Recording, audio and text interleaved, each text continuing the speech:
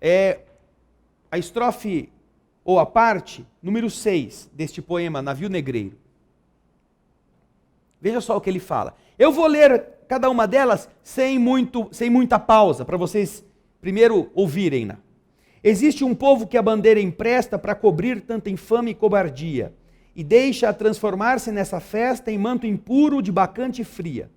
Meu Deus, mas que bandeira é esta, que impudente na gávea tripudia? Silêncio, musa, chora, e chora tanto, que o pavilhão se lave no teu pranto. Esse é o primeiro poema, a primeira estrofe dessa parte. Ah, mas se eu não gosto de poesia, porque você lê não entende nada. Não entende nada, porque a gente não tem profundidade quando lê, ou não está acostumado. O dia é muito rápido. Existe um povo que a bandeira empresta. Um povo que tem uma bandeira.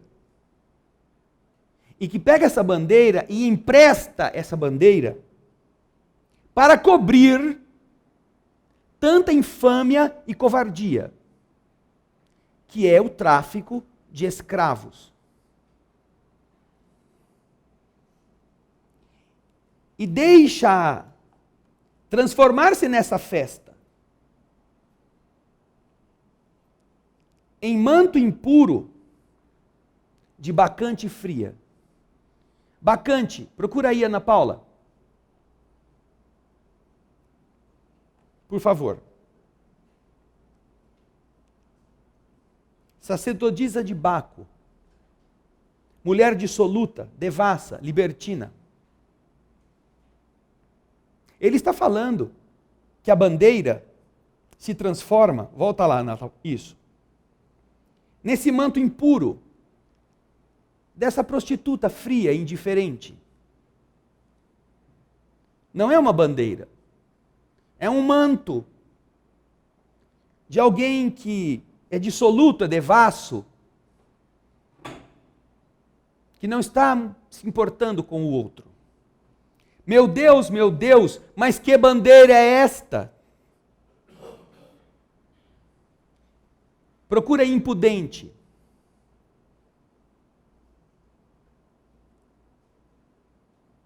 Aquilo que não tem pudor, cínico, sem vergonha, despudorado, descarado.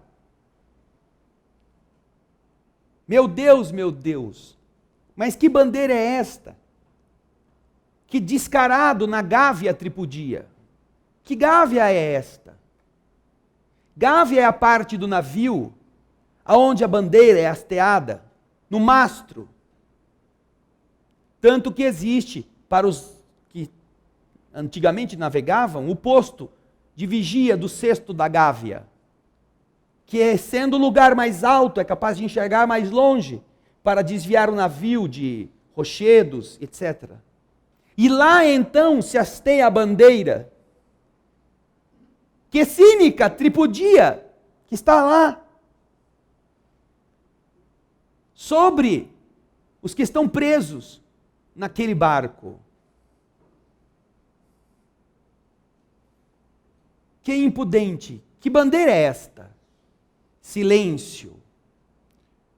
Musa, chora e chora tanto, que o pavilhão se lave no teu pranto. Musa, cada uma das 9 deusas que presidiam as artes da liberdade. Divindade inspiradora da poesia. A liberdade de escrever, a liberdade de colocar em letras sentimentos. Como que a musa que se inspira na liberdade pode, sobre a escravidão, inspirar-se? Por isso ele diz, silêncio, musa, chora e chora tanto, que o pavilhão, a bandeira, se lave no teu pranto. Depois vem o segundo verso, que é ainda mais impactante.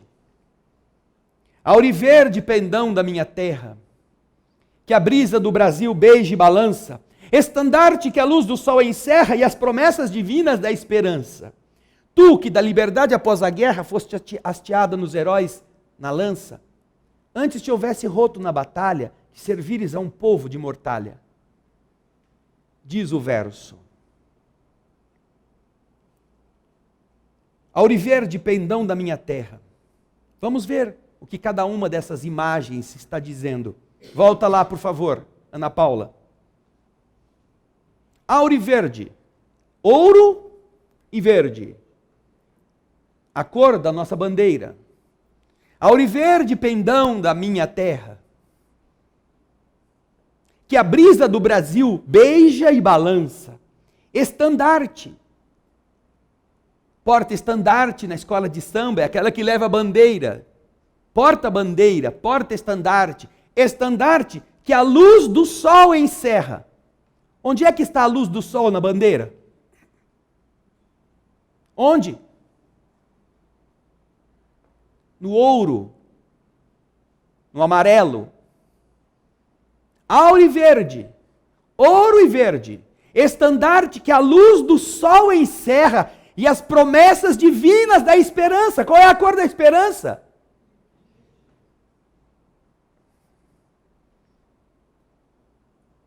Sol e esperança, símbolos da bandeira. Tu, bandeira,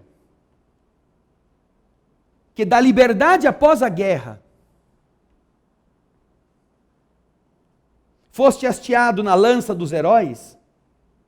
Ou foste hasteado dos heróis na lança?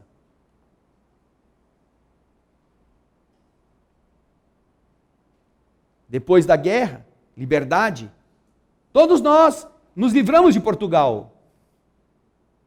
Deixamos de ser colônia.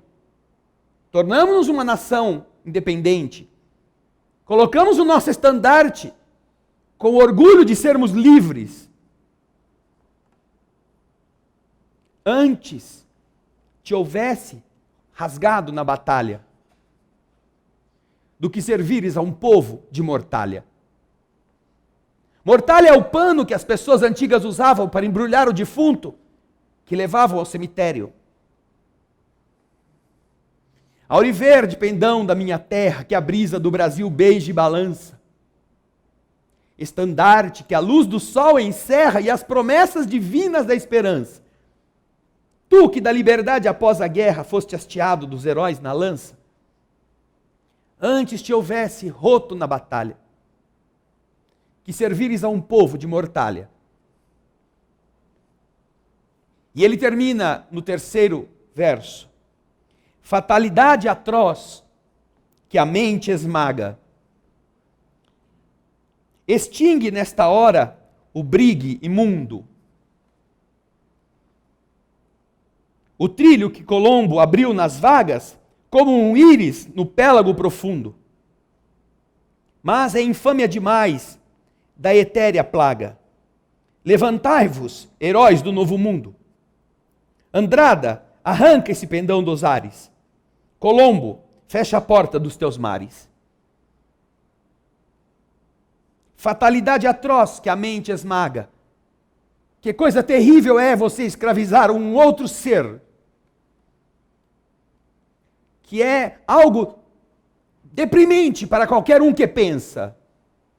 Tratá-lo como um bicho. Colocar arreios, ferros.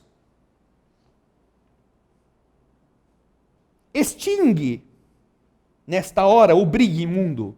Brigue é o nome que se dava aos navios que transportavam de maneira imunda e sórdida os negros que não tinham dinheiro, que não tinham banheiro, que não tinham direito a qualquer conforto. E os que morriam eram jogados no mar ou ficavam apodrecendo junto com os que estavam vivos.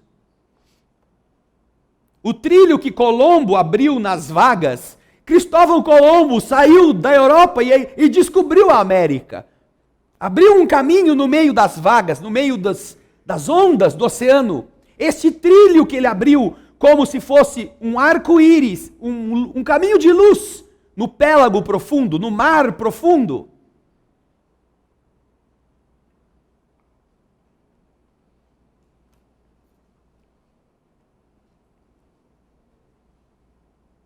mas é infâmia demais. Da etérea plaga, diz ele. Qual que é plaga? O que significa plaga? Não é praga, é plaga. Plaga é terra, lugar. Lugar etéreo. Lugar etéreo é o quê? É o outro mundo. É o mundo invisível. Da etérea plaga, levantai-vos, heróis do novo mundo. Novo mundo é assim conhecido, o continente americano, descoberto por Colombo.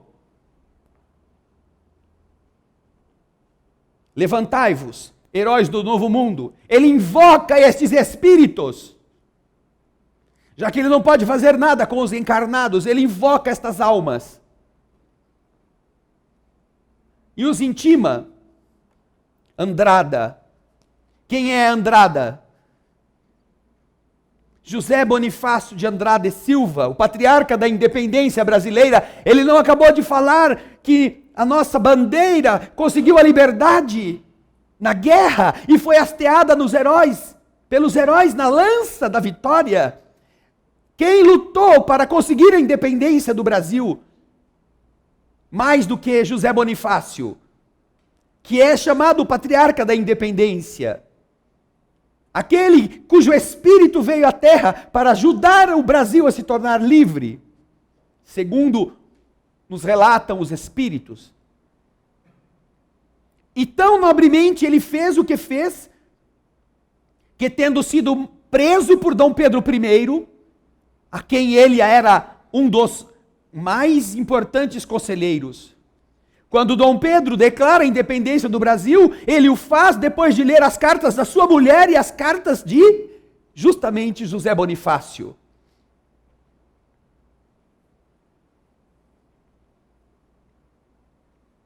Mas ele era tão independente que quando Dom Pedro cria na Constituinte o cargo de poder moderador, para ele ser o imperador e dar a última palavra, ele se coloca na oposição a Dom Pedro. E a faz com tanto empenho e com tanta altivez que Dom Pedro manda prendê-lo. Ele está preso. Quando todos os desatinos de Dom Pedro I colocam o povo contra ele aqui no Brasil e ele corre o risco de perder o trono em Portugal, onde ele era Dom Pedro IV.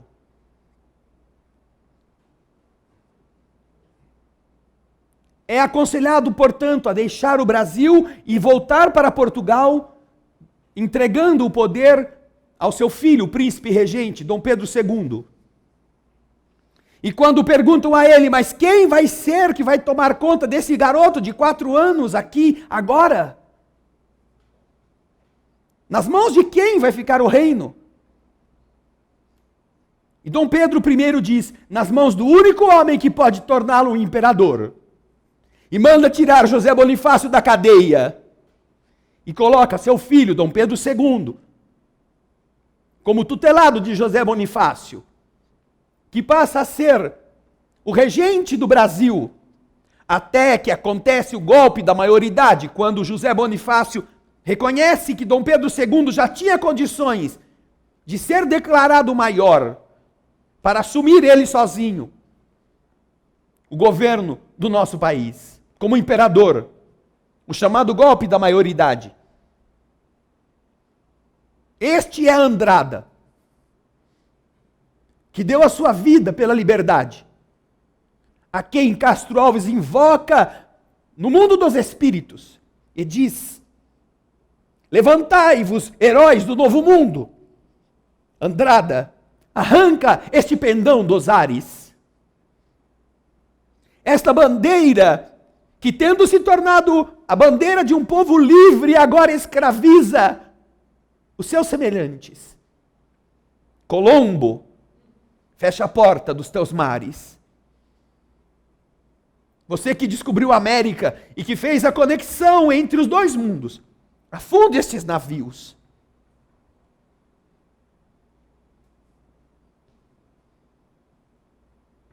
Três pequenas estrofes escritas num contexto de um poema muito maior, que representam a alma de um ideal, que fez mais estrago na política abolicionista, a política escravocrata, do que qualquer baioneta ou qualquer tiro que se possa ter dado para libertar os escravos. Poesia, que não é um conjunto de palavras, não é um conjunto de estrofes, que representa uma vida que está ali, mas que para que a gente possa ter acesso, nós precisamos escavar. E quando você faz isto, quando você vai atrás, quando você está buscando isso, isso é muito diferente do que assistir meia dúzia de moças bem formadas rebolando na televisão. Como é grotesco você passar um domingo vendo estas coisas e esquecendo do que significou a luta de um poeta com 3 estrofes para libertar um povo inteiro da opressão, da morte.